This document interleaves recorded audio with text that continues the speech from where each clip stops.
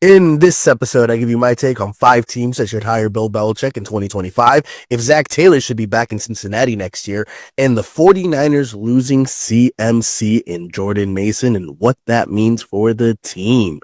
Episode 56 of N1 from the End Zone starts now. You're watching the latest episode of N1 from the End Zone. Please click on that subscribe button so you can be notified when the latest content drops. Now, let's kick it. Now, before we get into it, I want to take a brief second to thank all of my subscribers. As we continue to grow, we have now surpassed over 8,500 subs. I appreciate all your love and support, and I genuinely hope you're enjoying this content. Please don't forget to leave a comment on the video, as I want to know your thoughts, your opinions, if you agree or disagree with my takes. Now, without further ado, ladies and gentlemen, let's get into it. All right, ladies and gentlemen, so the first subject of the day is 5 NFL teams that should consider hiring Bill Belichick in 2025. Now, first, I want to give a shout out to the Philadelphia Eagles, who I think that if they have the same result as they had last year and get eliminated in the first round of the playoffs, Bill Belichick to the Eagles is a potential landing spot. But with that being said, I realistically don't think that's going to happen this year, and I think Sirianni is going to keep his job. I think he has a pulse on the team. I think the players like him. The players love him.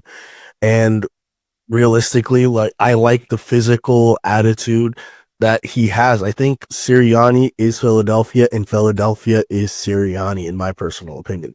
Now, that being said, the first team, or in this case, the 5th team that I realistically think has a shot at landing Bill Belichick in 2025 is the Jacksonville Jaguars. Now, why do I think the Jacksonville Jaguars have a realistic chance of landing Bill Belichick next year? They just signed Trevor Lawrence to a massive deal. He's their franchise quarterback. And personally, I thought Trevor Lawrence wasn't playing that bad. I think he had at one point 14 touchdowns, 2 picks. That offense when Trevor Lawrence is healthy, especially with Travis Etienne and Tank Bigsby, and even Evan Ingram. I think Evan Ingram is a decent tight end in my personal opinion. I think he's a top 15, potentially top 10 tight end in the league. I think the offensive side of the ball for the Jacksonville Jaguars, it's not perfect. Definitely could use some improvement, some more weapons, but it's not atrocious. I think that side of the ball is a lot better than their defensive side of the ball. I think bringing in Bill Belichick would instantly improve their defense, and bringing in, let's say, Josh McDaniels. Now, realistically, anywhere I think Bill Belichick goes, I think Josh McDaniels will come back and be his offensive coordinator. Now, Trevor Lawrence getting Josh McDaniels as his offensive coordinator, I feel like would be beneficial. We saw how good Tom Brady was with Josh McDaniels. We even saw Mac Jones get to the playoffs in New England with Josh McDaniels as his offensive coordinator. Josh, other than Mac Jones, has never really had a first-round quarterback, and he has Trevor Lawrence in Jacksonville. Get Mac Jones potentially could be back as the backup next year as well. So if you hire Bill Belichick, you bring in Josh McDaniels, I think Josh McDaniels could take care of that offense, and I think Bill Belichick could turn around that defense. And realistically, I think Trent Baalke might be on his way out. Maybe he's more willing to be working 50-50 in conjunction with Bill Belichick to help improve and turn around that franchise. We know Shaq Khan had championship expectations for that team this year, and they have honestly fallen flat on their face, in part to Trevor Lawrence's injury, but even before that, I think Doug Peterson had lost the pulse of the team and has lost the pulse in the locker room, and I don't think the players really want to play for him.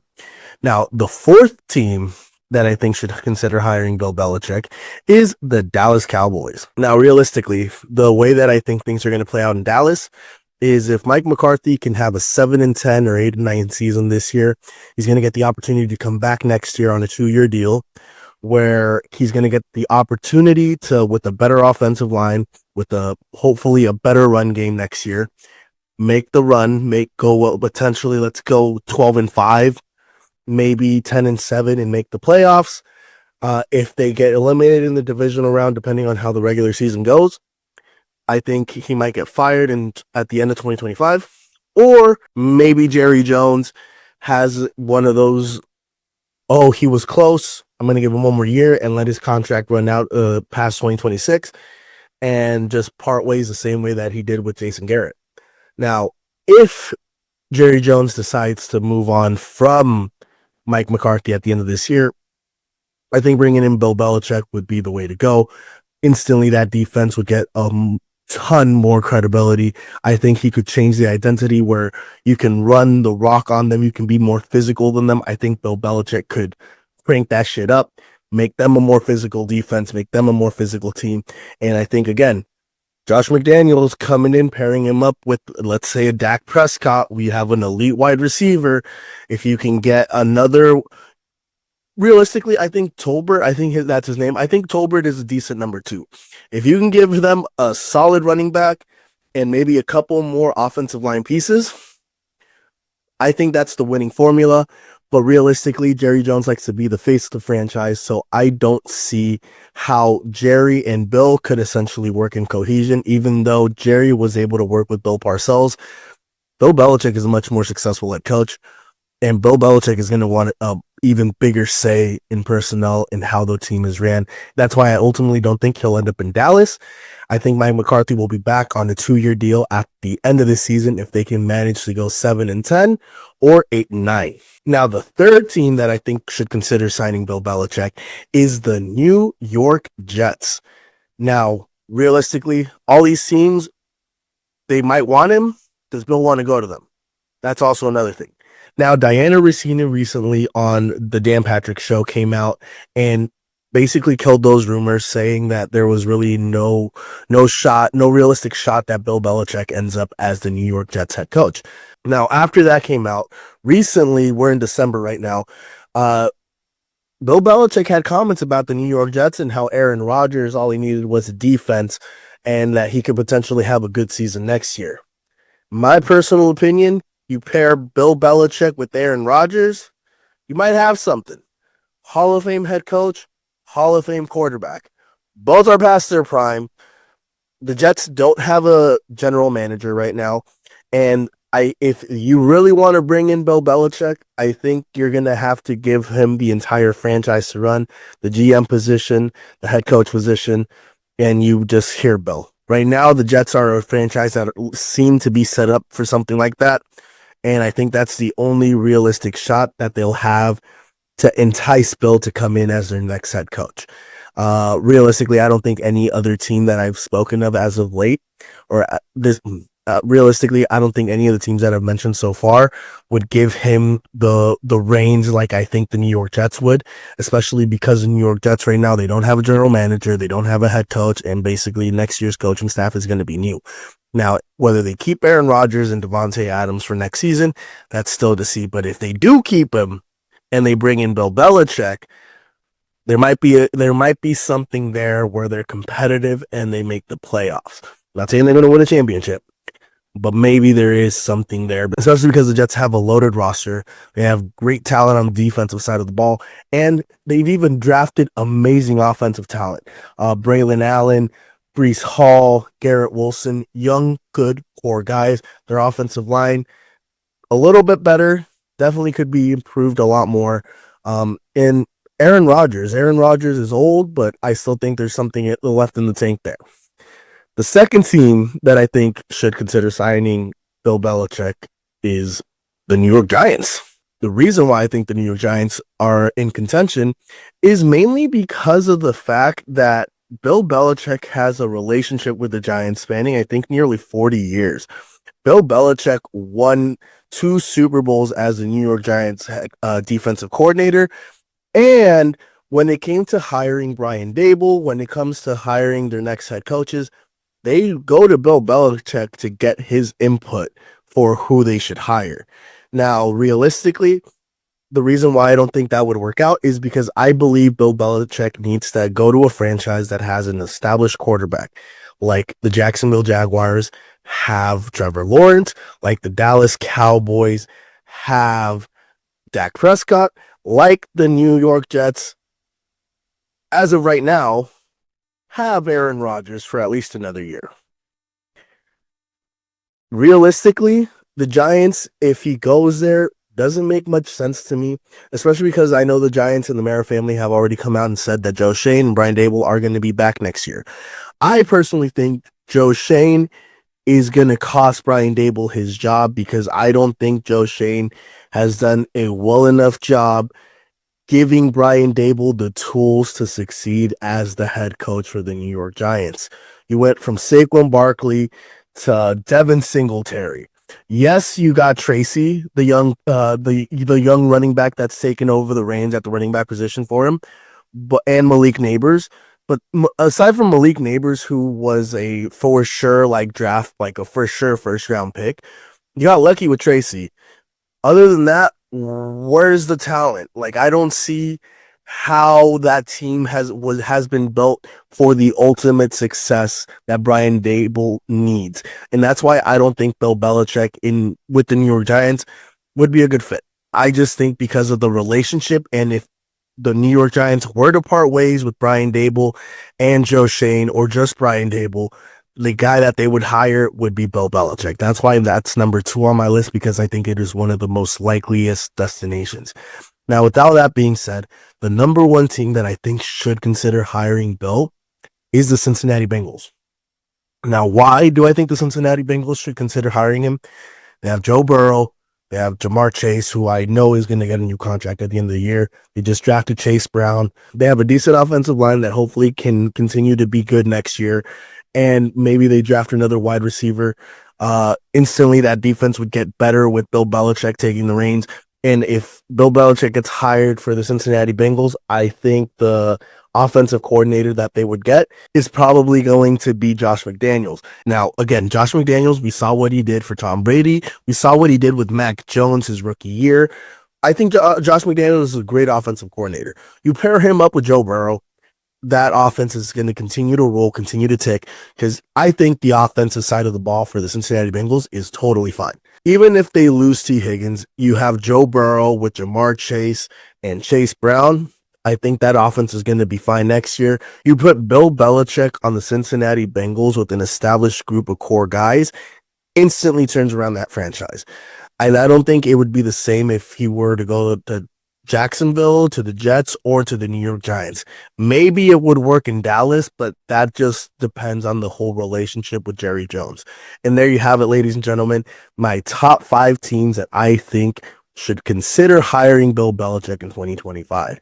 The Jacksonville Jaguars, the Dallas Cowboys, New York Jets, which is a long shot, the New York Giants, which is another long shot, and the Cincinnati Bengals, which I think would instantly turn around that franchise. But with that being said, let's move on to my next subject. Should Zac Taylor be back in 2025? Yes or no? We'll see. Guys, have you heard? Shady My Productions is an official affiliate of HBO Max. Click on the link in the description and sign up so you can watch hit series like Hard Knocks, Game of Thrones, and House of Dragons. Also, don't forget to hit that subscribe button so you can be notified when the latest content drops. Guys, join me, Alex the Man Angelov, and check out A&A Radio, where we're going to be talking about the latest and greatest financial news, investments, banking, and personal finance. Check out the channel, and don't forget to hit the subscribe button so you can be notified when the latest content drops. All right, ladies and gentlemen, let's talk about my second subject of the day. That is, should Zac Taylor be back in Cincinnati in 2025 as the head coach? Now, in the first segment of the day, I said that the Cincinnati Bengals should consider bringing in Bill Belichick to be the next head coach of the Cincinnati Bengals. But I don't want you to think that I believe that they should fire Zac Taylor in Cincinnati. I'm just saying that if they do make a move, I think Bill Belichick should be the number 1 guy that they should try and go out and get, especially because you would get a general manager, you would get a head coach. We know the Cincinnati Bengals owners, they like to save money, and by acquiring and hiring Bill Belichick to be your next head coach, you basically get the entire package deal. Now, with that being said, I think Zac Taylor should be the head coach in Cincinnati next year, because the offense has not been the issue. They have moved off of pieces left and right. They let Joe Mixon go this past offseason to the Texans a couple years ago, or I think last year they moved off Jesse Bates. They're probably going to be moving off T. Higgins, and they're going to probably renew Jamar Chase's contract at the end of the year. Hopefully, in my personal opinion, that's the way to go. They just drafted a running back, Chase Brown, who I think has a lot of potential moving forward. And if the offensive line can improve or remain or just get a little bit better next year, I think the Cincinnati Bengals, especially their offense, it's going to be fine. That's why I think it's ready-made for Bill to take it over. But with that being said, I think Zac Taylor, because that side of the ball has been, in my personal opinion, very dominant, I think they need to move off of Lou Anarumo as soon as possible. And this isn't the same situation that the Denver Broncos had with Russell Wilson and Vance Joseph, where they got blown out a couple of times, and now they're like the number one defense in the league. Lou Anarumo basically wasted a tremendous year by Joe Burrow statistically, because of the fact that his defense has been lackluster. I don't think he'd be able to turn it around next year personally. I know there's a lot of young talent there, but with the pool of coaches that is currently available, I personally believe they need to replace him as soon as possible. Now, I believe there are at least 2 or 3 candidates that should be on the top of the Bengals priority list to be their defensive coordinator for next year. Here they are. Number 1, ladies and gentlemen, Matt Eberflus. He just got fired by the Chicago Bears, and their defense was not the problem. Points allowed this year, they were only allowing 20 points per game. They were top 10 in the league. I think they ranked 9th as of week 14 when he was still the head coach for the Chicago Bears in points allowed. That's something that the Bengals desperately need because they keep allowing 30 to 40 points a game, and it doesn't seem to be getting any better anytime soon. Going with the Matt Eberflus to be the next defensive coordinator for the Cincinnati Bengals, especially because he's not getting another head coaching opportunity, and maybe he doesn't want to take a year off coaching. Cincinnati is a ready-made situation for him to come and take over and hopefully improve the defense, because realistically, I think Matt Eberflus is a great defensive mind. He clearly had the defense in Chicago humming. It's just that they had a rookie quarterback and they had the wrong offensive coordinator, and that cost jobs at the end of the day. And Ryan Poles, he felt like he should have made a move at the end of last season, moved off of Matt Eberflus, and he didn't. And now these are the consequences. Wasted year with a lot of good talent on that team. Second person I think they should consider is Robert Saleh. We saw how dominant the Jets defense was this year when he was the head coach, and he was basically running that defense. The problem was Aaron Rodgers is not the same Aaron Rodgers that we knew to be in his prime. His focus isn't entirely there. And I believe because of a lot of external factors, it cost Robert Saleh his job. Now, with that being said, we've seen how the Jets defense has fallen off after he got fired and Ulbrich took over for Robert Saleh. We've also seen since he joined the Green Bay Packers how their defense has improved. So I believe, especially because I don't believe Robert Saleh is going to be a head coach next season, I think becoming the defensive coordinator for the Cincinnati Bengals might help improve that defense tremendously, especially because with the physicality, with the dog that Robert Saleh, who I love tremendously, has, would be able to turn around that defense. And that's why I believe Robert Saleh as a defensive coordinator for the Cincinnati Bengals makes a lot of sense. Now, the next 2 candidates that I have, one of them is just strictly a head coach, and that's Bill Belichick. We already discussed why Bill Belichick going to Cincinnati makes a lot of sense. Bill Belichick literally turnover. He can run the entire operation for Cincinnati, save the owner a bunch of money. He brings in Josh McDaniels, and Josh McDaniels with Tom Brady was phenomenal. With Mac Jones, his rookie year got him to the playoffs. Imagine what Josh McDaniels could do with Joe Burrow as his quarterback and Bill Belichick basically running that defense and turning that franchise around. That's why I think Cincinnati and Bill Belichick might be a match made in heaven. And like Tom went to Tampa and he had a stacked roster that got him to the Super Bowl and he won it. Bill going to Cincinnati, man. I think that's a real contending team in the making with Bill Belichick as their head coach. Now, the last coach that I think that they should consider to bring in is Mike Vrabel. The reason why is that whether it's in the defensive coordinator position or as the head coach, because he does have that experience, because I am confident that you give Mike Vrabel a quarterback like Joe Burrow, they're making it to the AFC Championship game, and I believe they're making it to the Super Bowl because I've seen him work miracles in Tennessee with Ryan Tannehill and Derrick Henry. Joe Burrow with the Jamar Chase and Chase Brown. I believe Joe Burrow is a much better quarterback than Ryan Tannehill. I don't care. I think Mike Vrabel, if you give him that head coaching opportunity, would be able to turn that franchise around, especially because we saw him do it with the Tennessee Titans. Now, with that being said, if Mike Vrabel by some miracle doesn't get a head coaching opportunity next year and he wants to come back into coaching as a defensive coordinator, Cincinnati makes a lot of sense to me, ladies and gentlemen. The last year that he had in Tennessee, the defense, I don't believe, was the problem. It was the offense. They had Will Levis, Malik Willis, and a bunch of nothing burger. I think Ryan Tannehill was even there. He got injured. So it makes a lot of sense to me, ladies and gentlemen.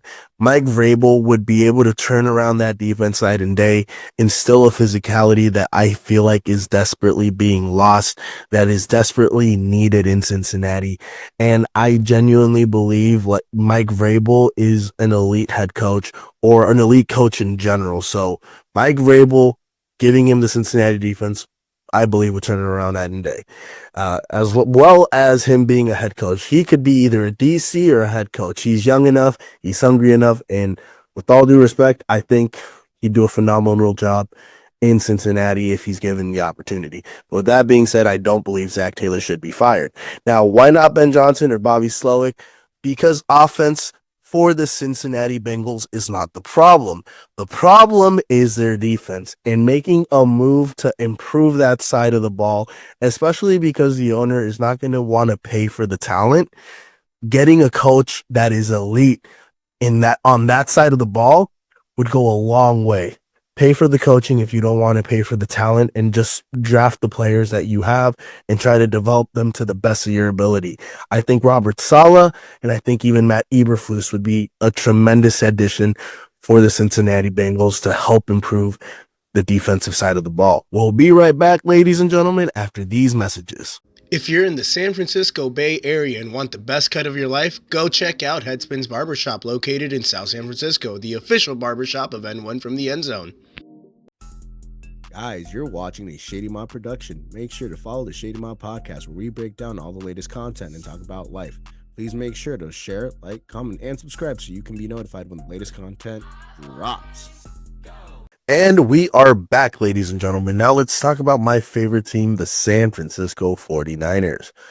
Before we actually get into this topic, I want to take a brief second and honor the families of Trent Williams and Charvarius Ward, who both suffered losses to their families. Both men have lost children during the season. And I just want to take a brief moment of silence to honor their families.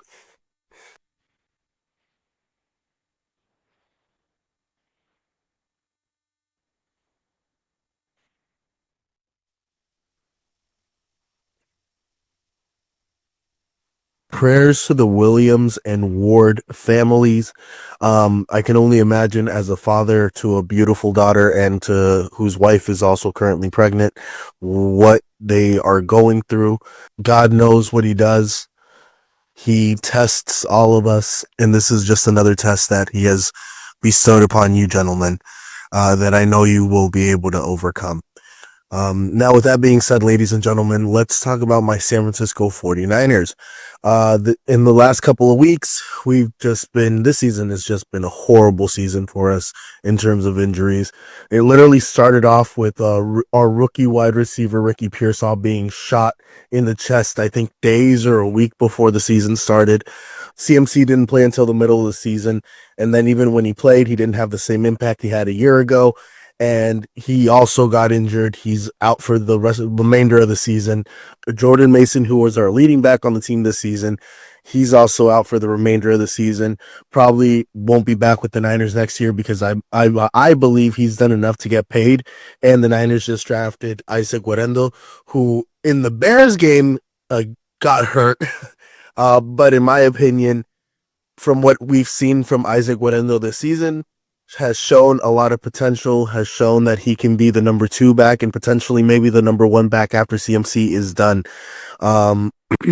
Yes, it's the style of offense that the San Francisco 49ers run, but against the Buffalo Bills, something that stood out to me was Ricky Pearsall and Isaac Guerendo were in the backfield with Brock Purdy, and Juwan Jennings having a tremendous season. I hope he doesn't hold out during the offseason trying to get paid, trying to get more money, because I want the team to come back next year just focused on trying to win a championship. And realistically, when you put up the numbers and when you put up the statistics that Juwan Jennings has put up, you tend to get paid. You tend to want to get paid. You want to secure your long-term future. So maybe he's a trade piece for the offseason, but who knows? Realistically, I know this team is going to look drastically different next year, with potentially Debo, Hufanga, Jordan Mason, Dre Greenlaw, Charvarius Ward, Aaron Bakes, and Colton McKivitz, possibly even George Kittle and Kyle Juszczyk, and probably Javon Hargrave, realistically, because he is an older player who is injured. Realistically, all of them might be out.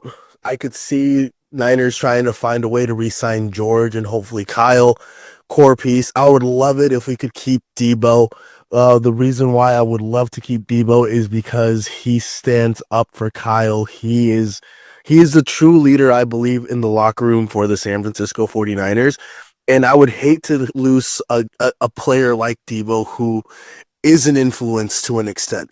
Now, I don't know how they can make the salary cap work. Right now, I think they have $26 million available for next year's salary cap. So in John Lynch, I trust. And I'm not saying George takes a pay cut because he deserves to get paid, but I would love it if he did help us out a little bit. I know Brock is going to be looking for a contract next year. I know realistically Huff, who I love, who I think should be back with the San Francisco 49ers next year, might not be re-signed, especially because of his injury history. And realistically, Malik and Jair Brown have both played tremendously, and I think that's potentially going to be the future safety core group going forward. I think both of them have Pro Bowl level talent or all-pro talent. Malik has come in and killed it. And realistically, where I stand right now, it's a great development here for the 49ers. We're realistically in the middle of a rebuild as we speak. All of the players that we drafted this year are all contributing in a significant way for the 49ers. Ricky isn't having a tremendous amount of impact out on the field, but he is getting a lot of play time. He is learning the offense hands-on. He's not putting up great statistics, but he is on the field. He is learning how to block. He is learning the 49ers style of offense, which again, year 3 for the San Francisco 49ers wide receivers is usually when they hit. Happened with Debo, happened with BA. I'm pretty sure next year Ricky's going to take another step forward in his development, hopefully not getting shot through the chest, and really show what he's made of and capable of doing. Even if it's not next year, by year 3, I guarantee you Ricky's going to be sticky with the ball in his hands. Trust me. Same with Jacob Cowing. If we got to move off of Juwan eventually, I would love to see Jacob Cowing get a real opportunity as a wide receiver for the 49ers. I think he caught one target and he looked good. I'd love to give him more opportunities, but right now he's a punt returner for the 49ers. And again, it's all a part of the development process for the 49ers. Hopefully he's not too badly hurt, because I'd love for him to get live reps and really show what he's capable of doing, especially because he is the same style of back that CMC is. I think next year it would benefit the 49ers if they had a backfield similar to that of Detroit, where they have Montgomery and Jair Brown. We could have Guerendo and CMC, because they're interchangeable. Both of them can catch, both of them can run, and realistically, Guerendo is young. You could put more of the workload on Guerendo and let CMC come in and pick his spots and just be explosive. So next year, I believe, will be the year for the 49ers. Right now, we're learning how to win with Brock Purdy. I would love if we could bring every single guy that we have in our locker room back, but it's a business. I know that's not realistically possible. But again, core factors, core pieces like Debo, like George, like Kyle, who are the faces and the identity for the San Francisco 49ers, I would love to see back. Debo, realistically, he's probably going to be out, but because he stands up for Kyle, because he's really bought into the San Francisco 49ers way of life, I would love it if Debo could be back next year. But because we have, I think, only 26 million, realistically, he might be a cap casualty. I'm excited for the 49ers future. Faithful, be happy because you're getting to see what the future is going to look like. And realistically, I think the future is bright. These are a bunch of young guys, a bunch of young talent that's developing, especially because I believe next year, Brock is going to be similar to what he was when he started his NFL career. Again, it's his second full year starting. We've been bitten by injury. I'm surprised he hasn't gotten hurt because Jimmy G, a couple of seasons, and like every other year, got hurt. Trey Lance, every other year, got hurt.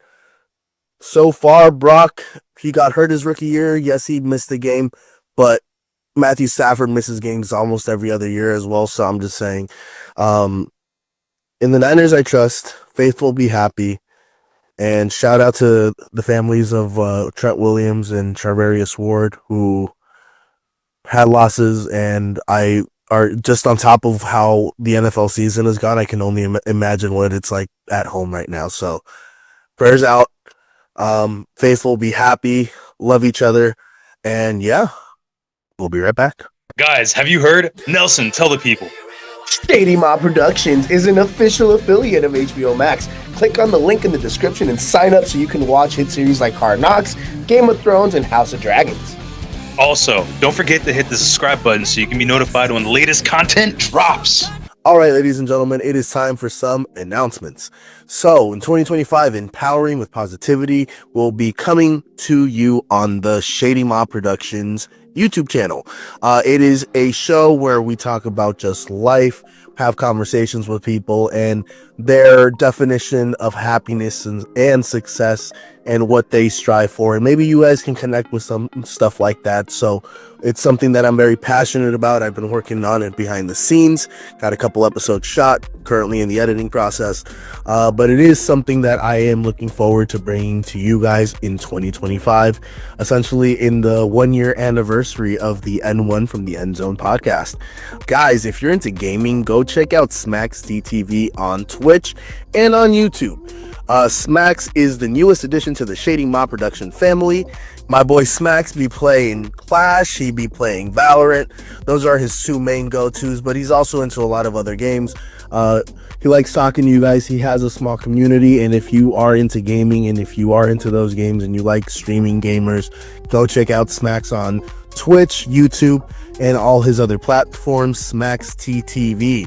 Also, don't forget to go check out the man, my partner in crime for 20 years on ANA Radio. If you are into business management or if you're into financial topics, personal finances, go check out Alex the Man Angelov on ANA Radio. Also, don't forget to check out Shady Mob Podcast on the Shady Mob Production channel.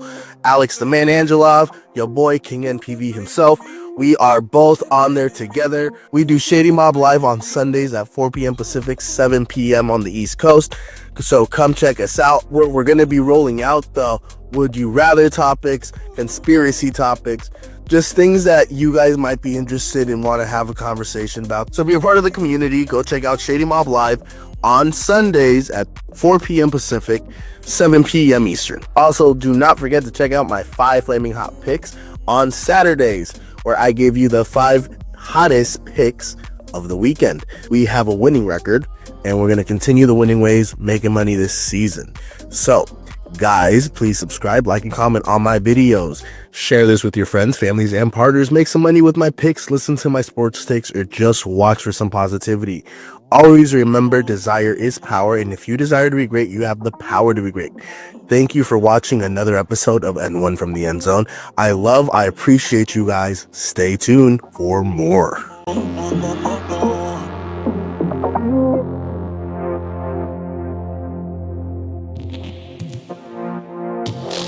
you get ready.